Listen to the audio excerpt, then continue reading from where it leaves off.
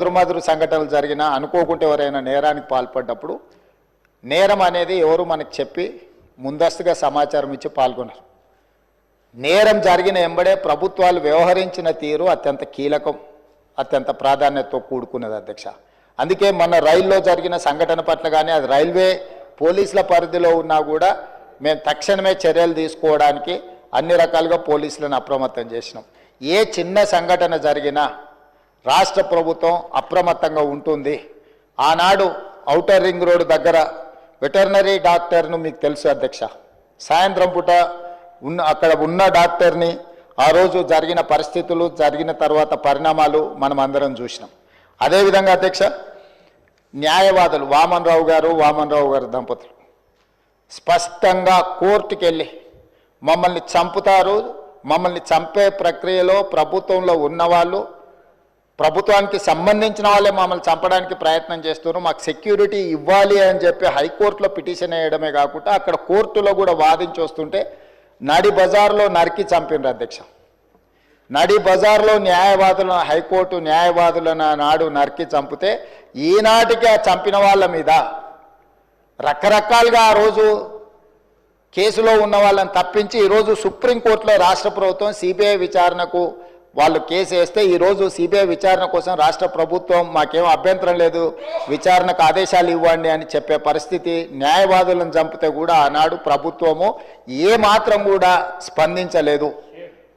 అదే కాకుండా అధ్యక్ష, తమరికి తెలుసు సింగరేణి కాలనీ మహేశ్వరం నియోజకవర్గం వస్తుంది అనుకుంటా, మన సంతోష్ నగర్ అవతల చంపాపేట పక్కన 6 సంవత్సరాల బాలికను గంజాయి మత్తులో రేప్ చేసి మర్డర్ చేస్తే ఆనాటి ప్రభుత్వంలో ఎలాంటి చర్యలు తీసుకోలేదు అధ్యక్ష. అదేవిధంగా అధ్యక్ష, 2020 సంవత్సరంలో దేశంలోనే మహిళలపై జరిగిన అత్యాచారాలల్ల ఆనాటి రాష్ట్ర ప్రభుత్వం 4వ స్థానాన్ని సాధించింది అధ్యక్ష. తెలంగాణ రాష్ట్రం మహిళల మీద జరిగిన మొత్తం చిన్నారులపై వీళ్ళపై అగత్యాలు జరిగిన దాంట్లో ఎన్సీఆర్బీ ఇచ్చిన నివేదిక ప్రకారం రాష్ట్రం 4వ స్థానంలో ఉండే అధ్యక్ష. అదేవిధంగా అధ్యక్ష, ఇట్లాంటి ఒక్క దగ్గర కాదు, ఎన్నో సంఘటనలు. జూబ్లీ హిల్స్లో మైనర్ బాలికను పబ్లో నుంచి తీసుకెళ్ళి అక్కడికక్కడనే జూబ్లీ హిల్స్లో రేప్ చేస్తే ఆ రేప్ చేసిన దాంట్లో టీఆర్ఎస్ నాయకుడి కుమారుడే అందులో ప్రత్యక్షంగా పాల్గొంటే ఆ రోజు వాళ్ళను కాపాడడానికి ప్రయత్నం చేసిండ్రు అధ్యక్ష. అదేవిధంగా అధ్యక్ష, వర్క్ బోర్డ్ చైర్మన్ కొడుకే ఆ రోజు కేసులో ఉండడానికి కేసు కట్టడం జరిగింది అధ్యక్ష. సరిగ్గా నేను ఎక్కువ దూరం వెళ్ళి ఆరోపణలు చేయదలుచుకోలేదు. ఆ రోజు ఉన్న ఒక మంత్రి గారి కుటుంబానికి సంబంధించిన వాళ్ళ మీద కూడా వచ్చిన ఆరోపణలు మీ అందరి దృష్టికి వచ్చినాయి అధ్యక్ష. అదేవిధంగా ఈరోజు ఇట్లాంటి సంఘటనలు జరిగినప్పుడు మన అందరం కూడా బాధితుల పట్ల సానుభూతితో నుండి నేరగాళ్ల పట్ల కఠినంగా వ్యవహరించడానికి సహకరించాలి. అట్లా కాకుండా ఇదేదో ప్రభుత్వమే ప్రత్యేకంగా ఈ చర్యలు చేసే వాళ్ళను కాపాడుతుంది అన్నట్టుగా ప్రధాన ప్రతిపక్ష పార్టీ ఈ రకంగా ఆరోపణలు చేయడం, తద్వారా ఒక ఆందోళనకరమైన పరిస్థితి కల్పించి తెలంగాణ రాష్ట్రంలోకి వచ్చే పెట్టుబడులను రానియకుండా, పెట్టుబడులు ఎప్పుడు వస్తాయి అధ్యక్ష? శాంతి భద్రతలు పెట్టుబడిదారులకు రక్షణ కల్పించినప్పుడే రాష్ట్రానికి పెట్టుబడులు వస్తాయి. ఈరోజు ఏ మంచి పని చేపడదామన్నా దానికి ఒక దురుద్దేశాన్ని ఆపాదించి ఆ దురుద్దేశం ద్వారా తెలంగాణ రాష్ట్రం మొత్తం కుప్పగూలిపోయింది. ఈ రాష్ట్రంలో శాంతి భద్రతలు లేవు, ఈ రాష్ట్రంలో మీరు పెట్టుబడులు పెట్టకండి, ఈ రాష్ట్రం దివాలా తీస్తేనే తప్ప మాకు సంతోషం కలగదు అన్నట్టుగా ఈరోజు మాట్లాడడం ఏమాత్రం సమంజసం కాదు అధ్యక్ష. ఈరోజు ఈ రాష్ట్రంలో శాంతి భద్రతలను ఆనాడు 2004 నుంచి 2014 వరకు ఏది ఎట్లున్నా హైదరాబాద్ నగరంలో ప్రధానంగా శాంతి భద్రతల విషయంలో ప్రభుత్వం ఏమాత్రం ఆనాడు రాజీ పడకుండా మేము చేసిన ప్రయత్నాలు తెలంగాణ రాష్ట్ర అభివృద్ధికి ఎందుకో అనుకూలించినాయి. లక్షలాది కోట్ల రూపాయల వేలాది కోట్ల రూపాయల పెట్టుబడులు వచ్చి లక్షలాది ఉద్యోగ ఉపాధి అవకాశాలు హైదరాబాద్ నగరంలో తెలంగాణ రాష్ట్రంలో ఎందుకు వచ్చినాయి అధ్యక్ష? ఆనాటి ప్రభుత్వాలు తీసుకున్న నిర్ణయాలు, నేరగాళ్ల పట్ల వ్యవహరించిన తీరు, కఠినంగా వాళ్ళని అణచివేయడంతో ఈ రాష్ట్రానికి పెట్టుబడులు వచ్చినాయి, సంస్థలన్నీ వచ్చినాయి అధ్యక్ష. ఈరోజు సైబరాబాద్ ప్రాంతం కానీ, హైటెక్ సిటీ ప్రాంతం కానీ, ఔటర్ రింగ్ రోడ్ ప్రాంతం కానీ, అంతర్జాతీయ ఎయిర్పోర్ట్ ప్రాంతం కానీ, గచ్చిబౌలి కానీ ఇలా చెప్పుకుంటూ వెళ్తే రాయదుర్గం కానీ ఇవన్నీ ఎప్పుడు విస్తరించినాయి అధ్యక్ష? ఎప్పుడు అభివృద్ధి చెందినాయి?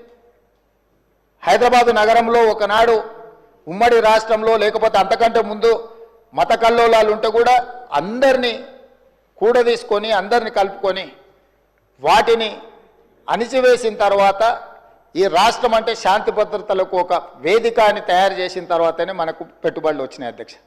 విస్తరణలో భాగంగా మెట్రో కానీ, రోడ్లు కానీ, ఫ్లైఓవర్లు కానీ, కృష్ణానది జలాలు కానీ, గోదావరి జలాలు కానీ, ఇట్లా ప్రతిదీ హైదరాబాదు నగరం యొక్క మౌలిక వసతులను పెంచడమే కాకుండా శాంతి భద్రతలు కాపాడడంతో మన రాష్ట్రానికి పెట్టుబడులు వచ్చినాయి అధ్యక్ష.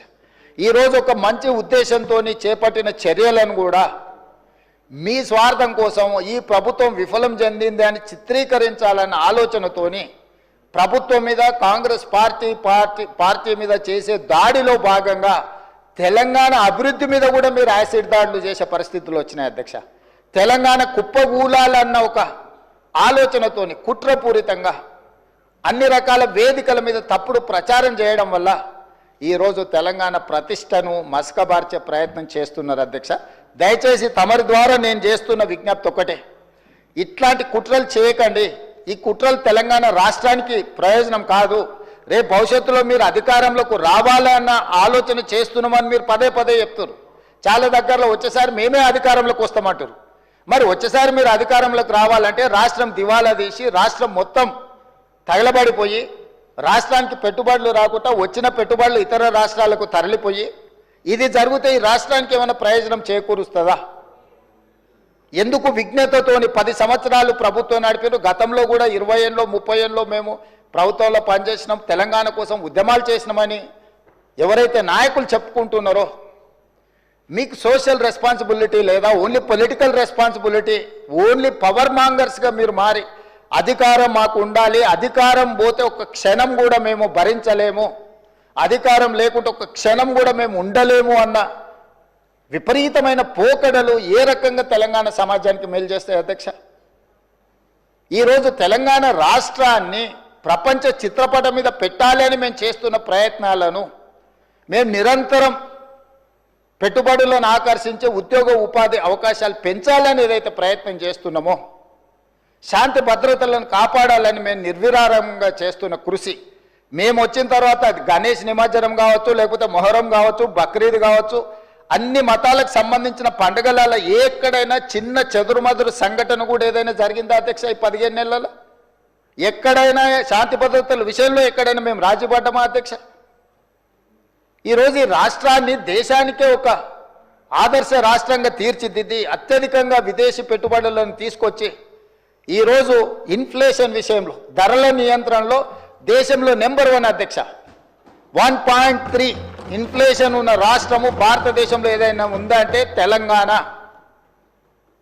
ధరలను నియంత్రించడంలో, ఉద్యోగ ఉపాధి అవకాశాలు కల్పించిన దాంట్లో, నిరుద్యోగ సమస్యను తగ్గించిన దాంట్లో, స్టేట్ ఓన్డ్ ట్యాక్స్ కలెక్షన్లో, ప్రతి దాంట్లో దేశంలో నెంబర్ 1 తెలంగాణ రాష్ట్రం నిలబడ్డది అధ్యక్ష.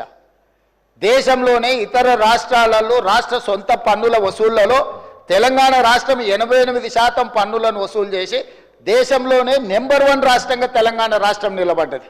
మహారాష్ట్ర నెంబర్ 2, మిగతా రాష్ట్రాలు అట్లుంటే ప్రధానమంత్రిగా ప్రాతినిధ్యం వహించే గుజరాత్ 6-7వ స్థానానికి పోయింది అధ్యక్ష. ఇవన్నీ కూడా మా సహచర మంత్రులు, అధికారులు అందరు కష్టపడి చేస్తున్న ప్రయత్నాన్ని మీరు అభినందించండి. అప్పుడే అంత ఆత్రము, అంత తాపత్రయము, అంత అసహనం ఎందుకని నేను అడుగుతున్నా. కడుపు నిండా విషం పెట్టుకొని ఎందుకు ఈ మాటలు? మీరు నిజంగా మీ అనుభవాన్ని రంగరించి సూచనలు చేయండి. ఒకప్పుడు ప్రధాన ప్రతిపక్ష నాయకుడిగా అక్కడనే జానారెడ్డి గారు కూర్చొని మీరు తీసుకుంటున్న నిర్ణయాలకు వారు ఏ రకంగా ప్రభుత్వానికి సలహాలు సూచనలు ఇచ్చిండ్రు జానారెడ్డి గారిని ఆదర్శంగా తీసుకోండి. మీరు ఆనాడు మా పార్టీ ప్రయోజనాల కంటే కూడా రాష్ట్ర ప్రయోజనాలు ముఖ్యమని చెప్పి పెద్దలు జానారెడ్డి గారు ప్రతిపక్ష నాయకుడు, మొట్టమొదటి ప్రతిపక్ష నాయకుడుగా ఒక సాంప్రదాయాలను వారు ఏర్పాటు చేసింది. ఆ సాంప్రదాయాలను ప్రతిపక్ష నాయకుడిగా బట్టి విక్రమార్క గారు కొనసాగించారు. మీరు కక్ష గట్టి ప్రతిపక్ష హోదా తీసినా మీరు మైకు